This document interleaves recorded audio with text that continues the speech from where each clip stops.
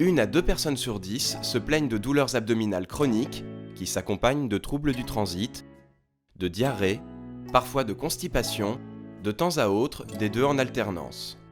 Ces troubles, longtemps considérés à tort comme psychosomatiques, portent désormais un nom, le syndrome de l'intestin irritable. Au cœur de cette maladie, 2 causes majeures. La première, une perturbation de l'écosystème intestinal.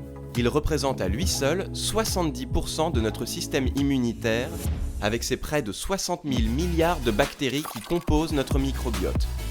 Une gastro-entérite, une alimentation inadaptée, le stress mal géré, ou encore la prise de certains médicaments peuvent perturber l'écosystème intestinal en provoquant son déséquilibre. Le microbiote s'appauvrit et perd de sa diversité.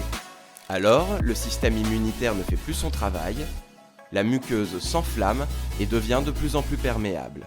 Le syndrome de l'intestin irritable s'installe. La deuxième cause, une perturbation de l'axe intestin-cerveau. En effet, 60 à 80% des personnes souffrant d'un syndrome de l'intestin irritable présentent une hypersensibilité viscérale. Cela signifie que ces personnes perçoivent la douleur de façon plus importante que la moyenne des gens pour un problème intestinal équivalent. Il a été démontré scientifiquement que l'hypersensibilité viscérale se communique au cerveau par l'intermédiaire des bactéries du microbiote. Les symptômes aigus de ce syndrome sont traités par des solutions efficaces et ponctuelles comme des antidiarrhéiques, des laxatifs, des antispasmodiques ou encore des antidépresseurs. Cependant, ces traitements n'agissent pas sur les causes du syndrome de l'intestin irritable, qu'il est pourtant important de traiter, en agissant dans un premier temps sur les désordres de l'écosystème intestinal. D'une part, à l'aide d'une alimentation adaptée, avec un choix d'aliments mieux tolérés pour les intestins irrités.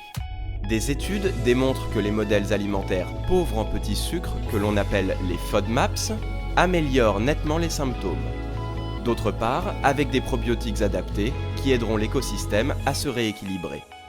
Mais encore en traitant l'hypersensibilité viscérale, grâce aux techniques de gestion du stress et du sommeil, comme l'hypnose, la relaxation, le yoga ou la cohérence cardiaque, ou par la phytothérapie avec des plantes adaptées, comme la rhodiole et le safran pour les symptômes d'anxiété et de déprime, ou la valériane et l'escolzia pour la mauvaise qualité du sommeil.